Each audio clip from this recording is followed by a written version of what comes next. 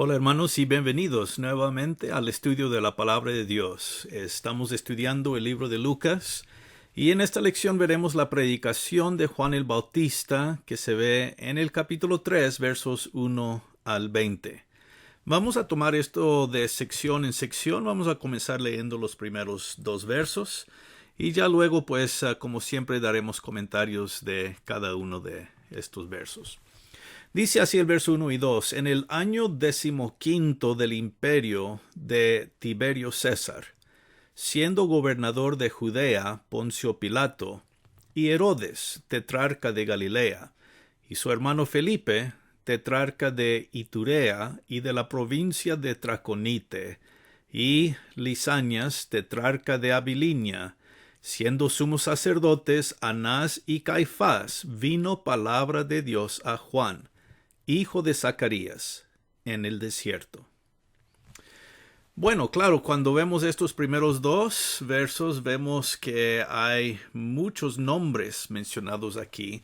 Lucas comienza su relato tocante la predicación de Juan, mencionando estos oficiales por nombres, ¿verdad? Estos detalles, vamos diciendo, históricos, y él comienza con el emperador Tiberio, luego los gobernantes regionales del área y finalmente con las autoridades religiosas de los judíos, es decir, los sumos sacerdotes mencionados aquí. El propósito de Lucas para hacer esto, de mencionar estos detalles históricos, tiene que ver con su deseo de unir su relato de la vida de Jesús con los eventos, personajes, fechas y lugares de la historia, ¿verdad? De la cultura de su tiempo, y de esta forma une su mensaje espiritual tocante el evangelio en la historia con todos estos detalles mencionados, ¿no?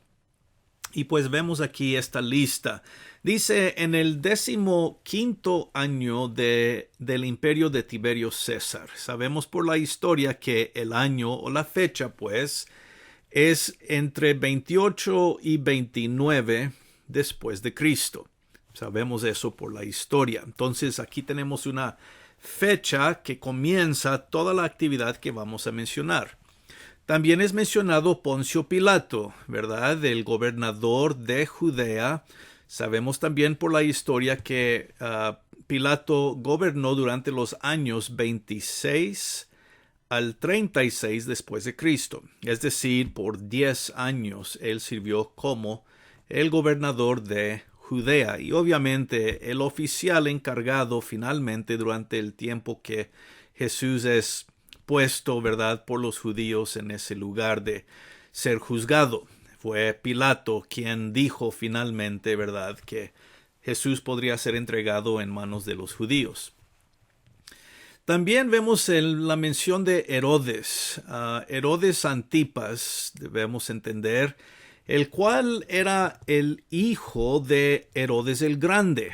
Recordamos, Herodes el Grande era el rey que trató de matar a Jesús, recordando, ¿verdad?, que él dio el mandato de matar a todos los niños bajo de 2 años. Entonces, ese Herodes el Grande tenía un hijo, bueno, tenía varios hijos, pero este Herodes Antipas, ¿verdad?, que se llama así, era su hijo. Y pues él, siendo su hijo, cuando murió Herodes el Grande, recibió parte de su reino para sí mismo para poder reinar. Se llama aquí el tetrarca, porque tetrarca quiere decir que él recibió la 4ª parte del reino de su padre cuando su padre murió, así que él puede reinar sobre la 4ª parte que le correspondía a él. Y por eso se dice que es tetrarca de Galilea. Entonces aquí podemos ver todas las figuras mencionadas, ¿verdad?, que son importantes. Felipe también es mencionado. Felipe era el hermano de Herodes, también hijo de Herodes el Grande, y pues él era tetrarca de Iturea y de la provincia de Traconite. Entonces estas eran áreas cerca al lugar donde aquí Juan se va a encontrar predicando. Felipe, tal vez recordamos y lo vamos a ver un poco más adelante, él estaba casado con una mujer llamada Herodías, y esta Herodías dejó a Felipe y se casó con su hermano Herodes, y vemos que un poco más adelante Juan el Bautista va a predicar en contra de esto y le va a decir a Herodes que no puede él tener la esposa de su hermano. Y por todas estas razones, ¿verdad?, se van a mezclar aquí y veremos algunos de estos detalles un poco más adelante. Entonces tenemos a Felipe mencionado aquí. Él reinó durante el año 4 antes Cristo hasta el año 34 como tetrarca. Herodes, por de mientras, reinó hasta 39 después de Cristo, ¿verdad? Y una mención aquí rápida de Lisanias, el tetrarca de Abilinia. No tenemos más información acerca de él, en verdad. Pero el punto de Lucas aquí es de mencionar los oficiales de todas estas áreas y regiones donde Juan el Bautista va a llevar adelante su ministerio. Él va a quedarse cerca del río Jordán, pero el río Jordán toca a todas estas provincias. Entonces aquí Lucas, como poniendo toda su historia junta, ¿verdad?, quiere mencionar a estos oficiales romanos. Muy importante. Bueno, el verso 2 es el que nos dice acerca de el sumo sacerdote, o los dos, ¿verdad?, Anás y Caifás. Sabemos por la historia que Anás fue el sumo sacerdote judío desde el año 6 antes de Cristo hasta 15 después de Cristo. Es decir, su tiempo como sumo sacerdote judío termina en el año 15 después de Cristo. Ahora, la fama de Anás fue una que duró mucho más tiempo después de que su puesto oficial, siendo sumo sacerdote. Era su yerno, Caifás, quien tomó su lugar después de haber terminado como sumo sacerdote y pues lo reemplazó comenzando en el año 18 hasta el 36, el año 36 después de Cristo. Entonces sí, Caifás es el sumo sacerdote judío durante el tiempo que Jesús fue crucificado, ¿verdad? Y los otros evangelios mencionan más que todo a Caifás, pero aquí Lucas menciona también a Anás, porque, como digo, el sumo sacerdote Caifás duró más tiempo reconocido, era un poco más famoso, ¿verdad?, el impacto que él tuvo y todo lo demás. Por eso aquí Lucas menciona a los dos. Dice finalmente el verso 2 que vino la palabra de Dios a Juan. Y con la mención de estos sumos sacerdotes, ¿verdad?, se nota la transición del mundo secular al mundo religioso, ¿verdad? Lucas comienza hablándonos de estos gobernantes, el emperador, pero ahora está tocando a los asuntos religiosos con la mención de Caifás y Anás. Y es aquí, ¿verdad?, la frase tan importante, vino la palabra de Dios, porque demuestra que Juan en verdad era profeta de Dios. Esta frase describe la realidad de escuchar la palabra de Dios como es mencionado de todos los profetas del Antiguo Testamento, ¿verdad? No ha habido la palabra de Dios hablada por un profeta de Dios por más de 400 años. Así que cuando Juan llega y la palabra de Dios viene a él, demuestra que Juan es el primer profeta después de mucho tiempo de no haber profeta en Israel.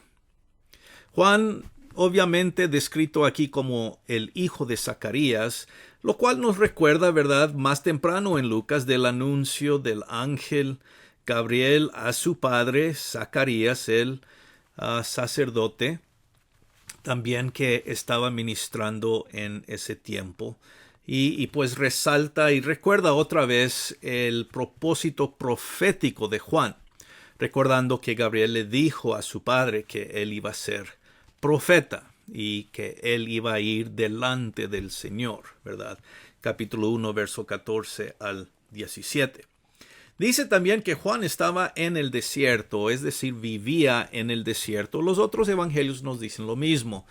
Y en verdad, esto es para decirnos, Juan no hacía su ministerio, no predicaba dentro de la ciudad de Jerusalén, sino en las desafueras, en los lugares desérticos, solitarios, alrededor de Jerusalén, en el desierto. Ahora, muy interesante, algunas personas pensaban que los demonios, o mejor dicho, los espíritus malignos moraban en los lugares desérticos, en el desierto, en los lugares solitarios. Pero en vez de eso, Lucas dice, se encuentra un profeta de Dios. No es el poder de los demonios, sino el poder de Dios que se está anunciando en el desierto.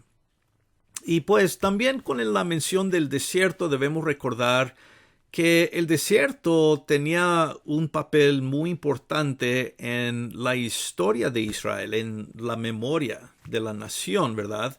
Recordándoles del tiempo del Éxodo de Egipto y cuando ellos pues andaban vagando en el desierto, según el libro de Números nos cuenta. Recordamos todo lo que Dios hizo por su pueblo en el desierto. Así que la presencia de Juan en el desierto aquí debería recordarles a los judíos, a la nación de Israel, de los actos grandes de Dios del pasado con relación a la nación. Tal vez ahora con la actividad de Juan en el desierto puede ser algo para describir la actividad de Dios nueva en medio de su pueblo. Y pues este es un detalle también muy importante.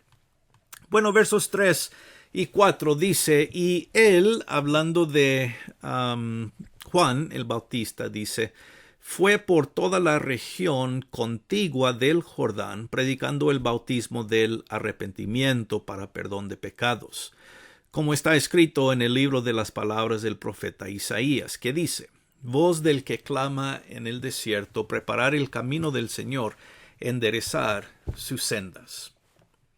Bueno, aquí con la mención en el verso 3 de que Juan pues pasaba todo su tiempo en la región contigua al Jordán, nos demuestra por qué menciona a todos estos oficiales romanos, ¿verdad? Porque el río Jordán toca a todas estas provincias donde ellos gobernaban, ¿verdad? Y dice aquí que Juan predicaba. La palabra indica anuncio o anunciar las buenas nuevas. Y en todas estas áreas, pues, Juan está haciendo justamente eso. Esta misma palabra predicar o anunciar va a ser usada por el Señor Jesús un poco más adelante cuando Él comienza a anunciar o predicar acerca del reino de Dios, ¿verdad? Entonces vemos que los dos predican, Jesús y Juan el Bautista, acerca de la palabra de Dios. Dice que la predicación de Juan era tocante al bautismo y del arrepentimiento para perdón de pecados. Ahora, esto es muy importante entender. El contenido de la predicación de Juan se enfocaba en la necesidad de lamentar los pecados que uno tenía en su vida y decidir tomar un cambio, mejor dicho, en su corazón para vivir una vida moral, un cambio interno, evidenciado, ¿verdad?, o demostrado y acompañado por el bautismo. En otras palabras, el bautismo demostraba externamente el cambio interno de arrepentimiento y cambio de vida. Al decir que era para perdón de los pecados, resalta la verdad de que el arrepentimiento preparaba a la persona volver a Dios y dejar atrás una vida de pecado, ¿no? Ahora, el verso 4 nos cita aquí el profeta Isaías. Vamos a leerlo otra vez. cuando dice voz del que clama en el desierto, preparar el camino del Señor, enderezar sus sendas. Ahora, este verso viene de Isaías capítulo 40, verso 3.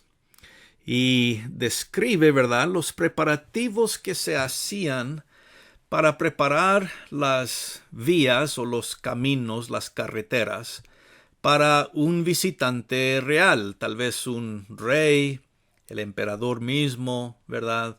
Y pues esto se hacía para preparar el camino. Se tenía que remover cualquier peligro que había en la carretera, cualquier obstáculo en el camino para que pudiera ser una senda anivelada, una senda derecha, y por eso se dice aquí enderezar sus sendas. En este caso, ¿verdad? Lo que Lucas dice es que se debe remover el pecado del camino antes de la venida del visitante, no solamente real, sino divino, Jesús. Entonces estamos viendo aquí, ¿verdad?, que esto se hace en preparación para la venida de Jesús. Se debe remover el pecado para preparar a su pueblo listo para recibir las buenas nuevas del reino, ¿verdad? Y dice aquí, ¿verdad, Juan, que él era la voz, dice, que clamaba en el desierto. Claro, se refiere a la predicación. La voz de Dios es la palabra de Dios. Y aquí es la predicación que Juan está llevando adelante. Bueno, verso 5, todavía viendo la cita de Isaías, dice, todo valle se rellenará y se bajará todo monte y collado. Los caminos torcidos serán enderezados y los caminos ásperos allanados, y verá toda carne la salvación de Dios. Bueno, el verso 5 pues continúa con esta misma imagen de preparar la carretera, el camino. Todo valle se rellena, ¿verdad? En otras palabras, si hay huecos, se rellena. Si hay lugares más altos, se rebajan para que sea otra vez un camino, una senda derecha, suave, por la cual el rey podría pasar. Todos los caminos torcidos, ¿verdad?, se enderezaban. Todo esto es parte de la imagen aquí que el verso 5 continúa describiendo. Pero el enfoque es el verso 6, en verdad, cuando dice que todo este trabajo se hace con este fin en mente. Dice el verso 6, y toda carne verá la salvación de Dios. El propósito, ¿verdad?, de todo este trabajo hecho por el profeta de allanar las sendas, de preparar los caminos, ¿verdad?, para la venida del Señor, era para preparar a la gente, para ver al Señor y también para que ellos pudiesen ver la salvación de Dios, ¿verdad? La salvación de Dios es algo que se refiere a Jesús mismo. Él es la salvación que Dios ha traído al mundo, como vimos el anuncio de los ángeles a los pastores y otros lugares en Lucas ya. Aquí la mención de toda carne se refiere a todas las personas, no importando su nacionalidad, no era solamente la salvación de Dios para los judíos, sino para toda la humanidad, que va a ser un tema muy grande para Lucas. La salvación que Dios trae es, sí, para todo el mundo. Y el verso 6, pues, resalta esa verdad. Bueno, el verso 7 en adelante dice, y decía a las multitudes que salían para ser bautizados por él, oh generación de víboras, ¿quién os enseñó a huir de la ira venidera? Hacer pues frutos dignos de arrepentimiento, y no comencéis a decir dentro de vosotros mismos, tenemos a Abraham por padre, porque os digo que Dios puede levantar hijos a Abraham aún de estas piedras. Y ya también el hacha está puesta a la raíz de los árboles. Por tanto, todo árbol que no da buen fruto se corta y se echa en el fuego.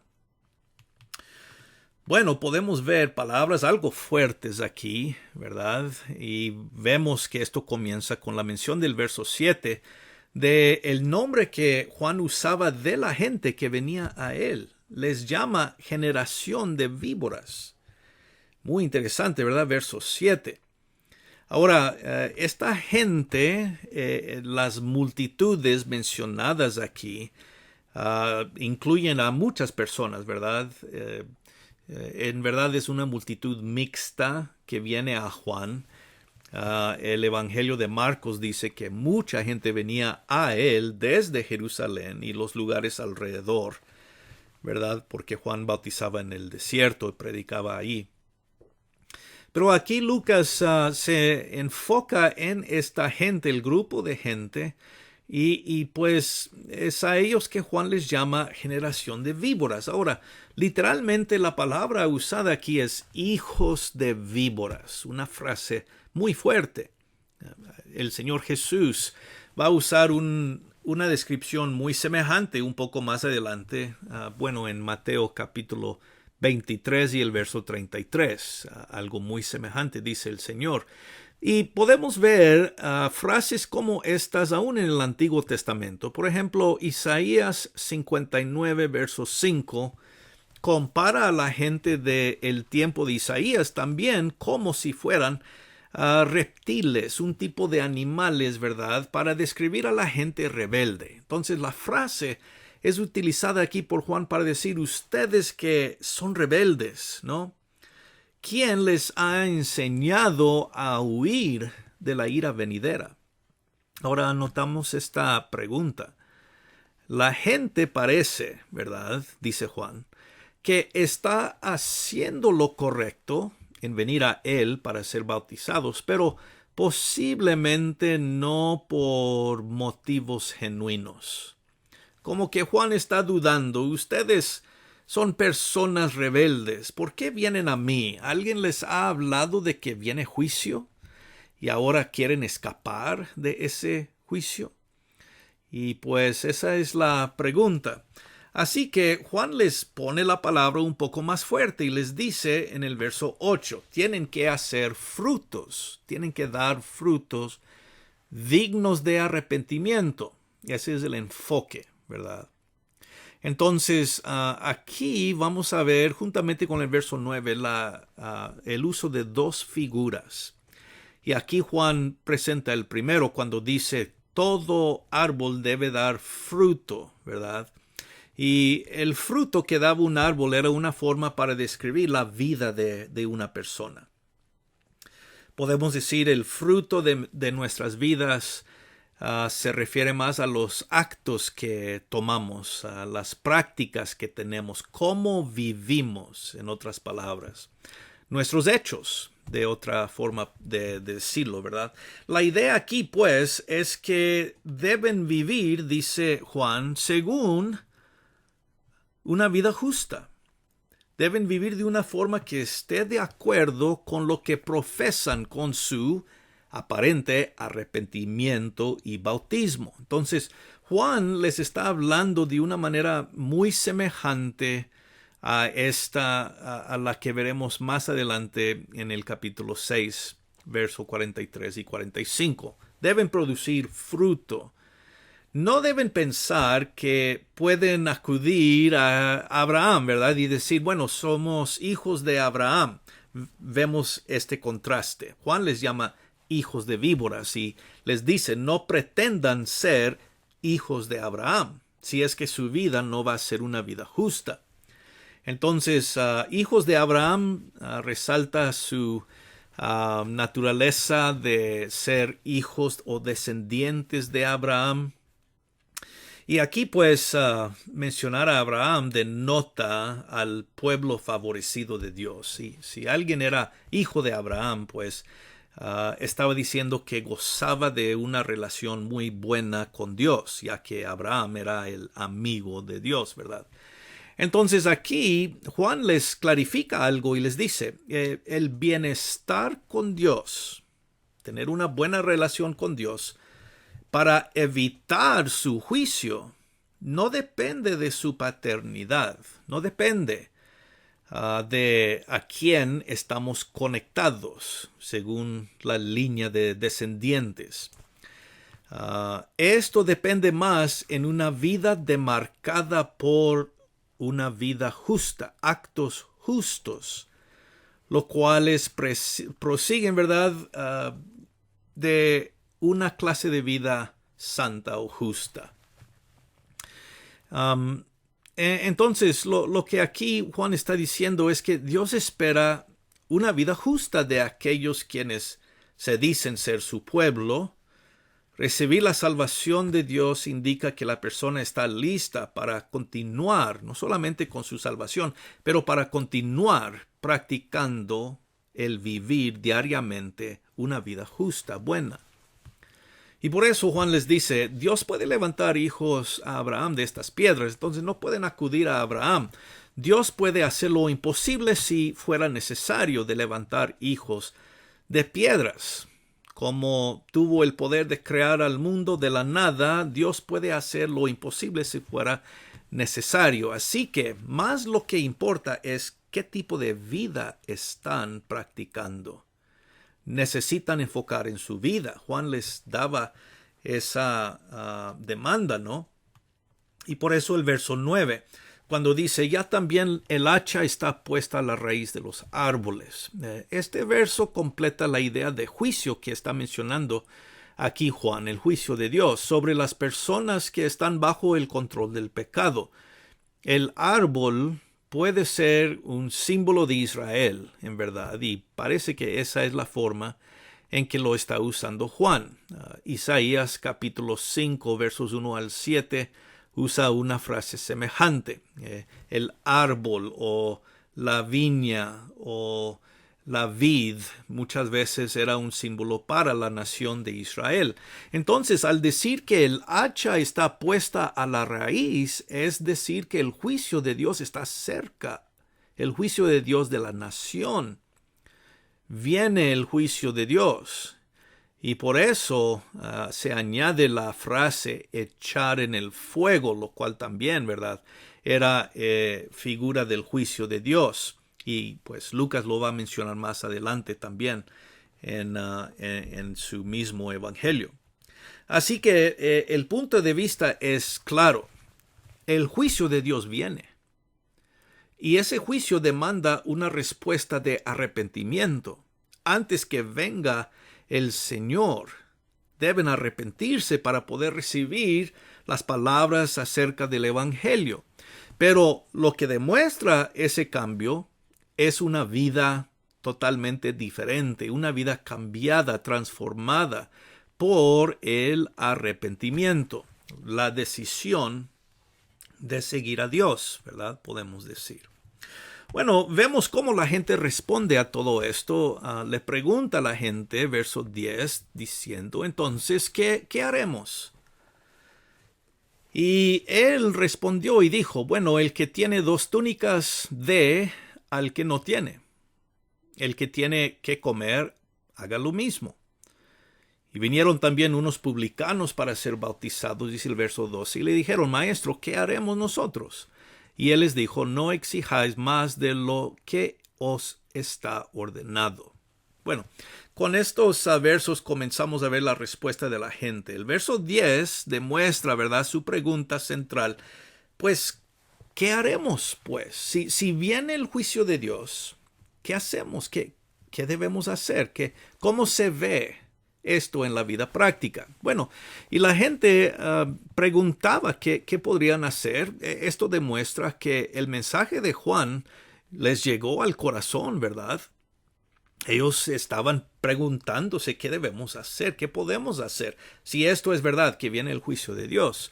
Y Juan prosigue a describir el tipo de actos o el estilo de vida que deberían practicar, ¿verdad? Y básicamente lo que él les va a decir es, deben ser justos, deben ser buenos unos con los otros. Y pues les dice esto a las diferentes personas que vienen y les preguntan. Bueno, el verso 11 dice que deben compartir lo que tienen con otros, con los que no tienen. Y aquí vemos en especial verso 11 la mención de los publicanos, los recaudadores de impuestos, ¿verdad? Uno de los grupos mencionados más en los evangelios. La gente consideraba que ser parte de este grupo era ser parte de un grupo corrupto, ¿verdad? Muchas veces los publicanos exigían que la gente pagase más impuestos de los debidos bajo la ley. Lo extra muchas veces que ellos colectaban lo guardaban para sí mismos, y lo pedido bajo la ley romana pues era entregado al gobierno. Entonces ellos sabían pues sacarle más dinero al pueblo de lo que debían. Y pues muchos publicanos se hacían ricos de esta manera, y por buena razón la gente los odiaba, no los querían, ¿verdad? Entonces aquí vemos, Jesús les dice, no deben exigir más de lo que está ordenado, ser justos, en otras palabras, ¿verdad? Bueno, en el verso 14 seguimos viendo otro grupo que viene, los soldados, y ellos también preguntaron diciendo, ¿y nosotros qué? ¿Qué haremos nosotros? Y les dijo, no hagáis extorsión a nadie, ni calumniéis, y contentaos con vuestro salario. Ahora, muy interesante, este grupo de soldados. Normalmente cuando hablamos de soldados en los evangelios, pensamos en los soldados romanos, pero parece que este grupo no está hablando de soldados romanos, sino que posiblemente son judíos, los soldados ahí de los judíos con relación a las cosas, vamos diciendo, religiosas. Es fácil ver cómo los soldados a veces también podían cometer injusticias con la gente por la autoridad que ellos tenían.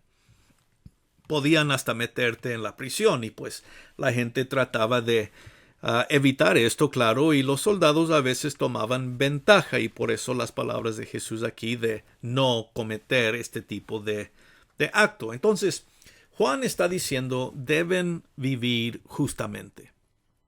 No deben vivir como tal vez han estado viviendo. El evangelio espera un cambio, y a eso es lo que Juan se está dirigiendo.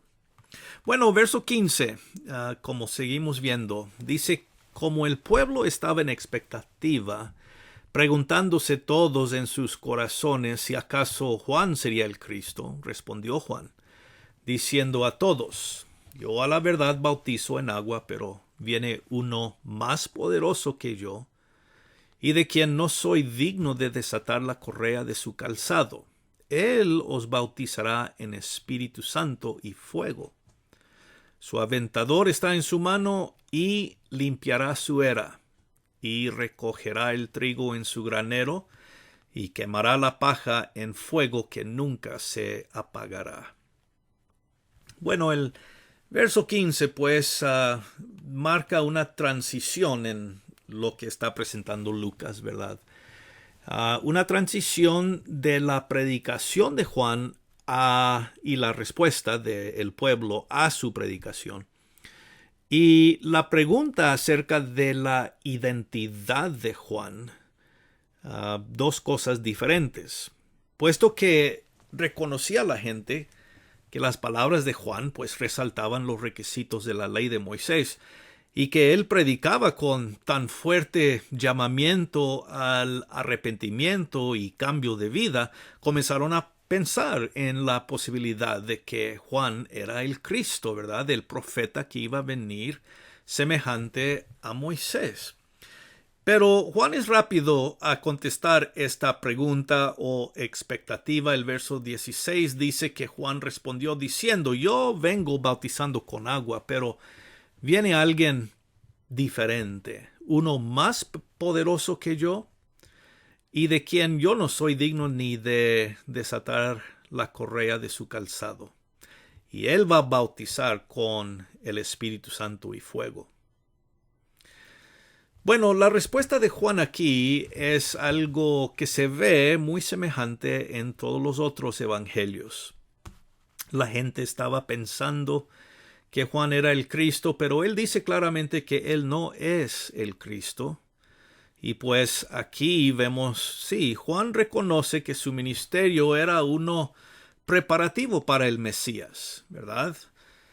Al mismo tiempo reconoce que el Mesías es más poderoso que él, es lo que dice aquí.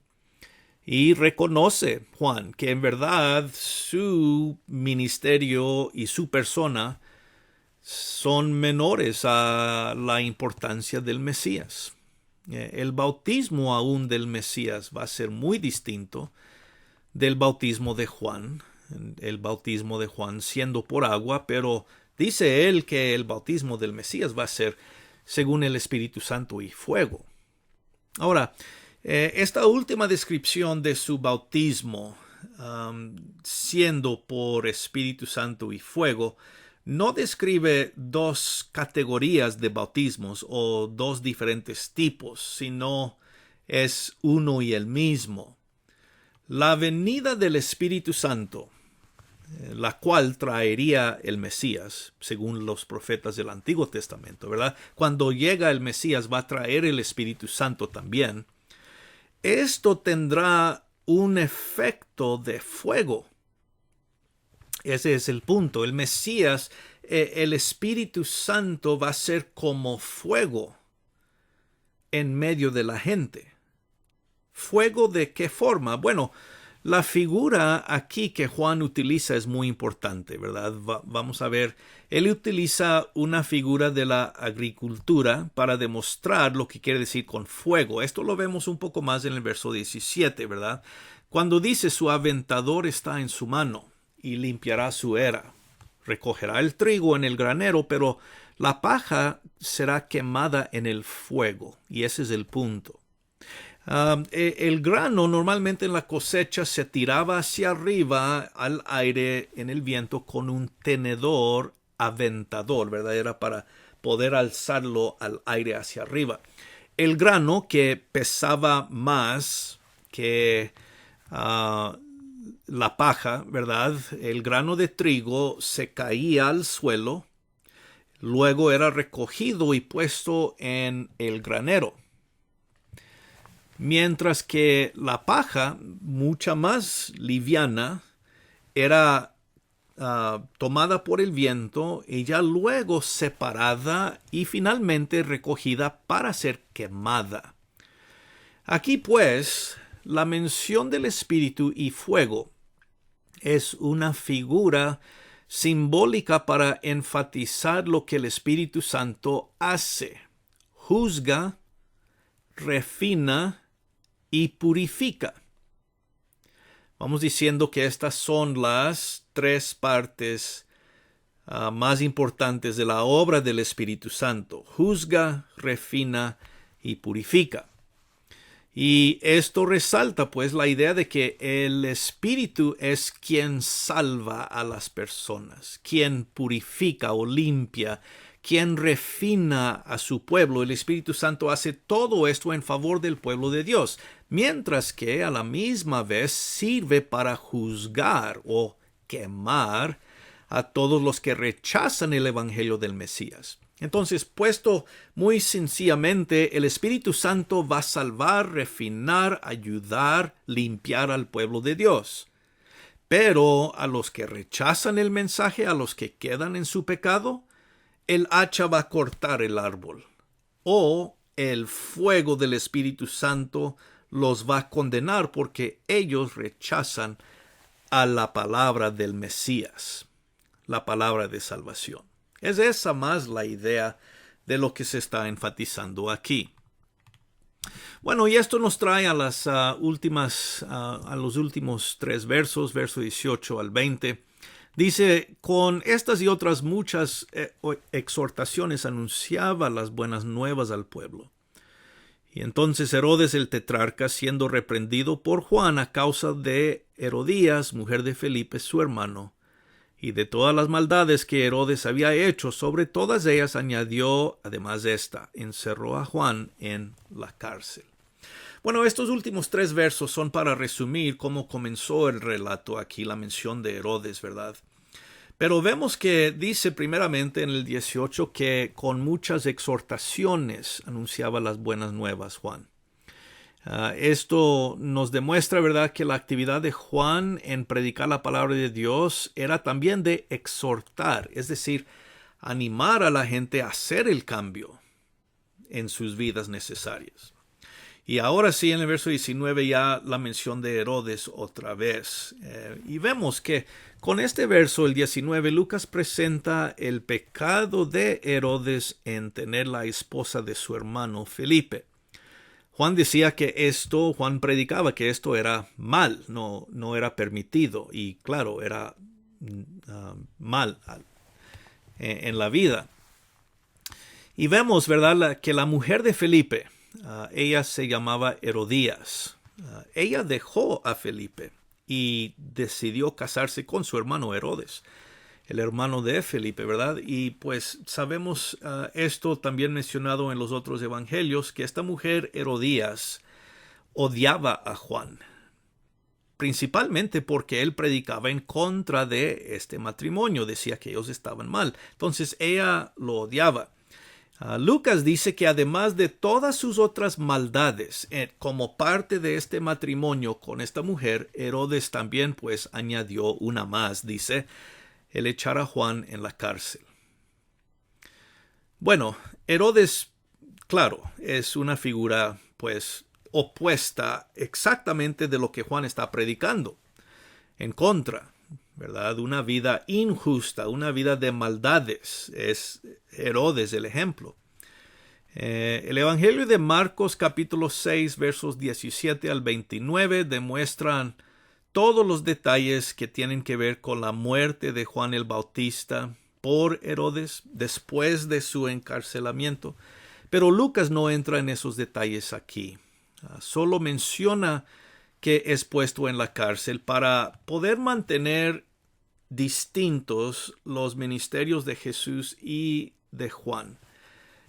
Lucas desea separarlos, así que con Juan siendo puesto en la cárcel, esto demuestra, ¿verdad?, cómo el trabajo de Juan llega a un fin como profeta de Dios para preparar un pueblo.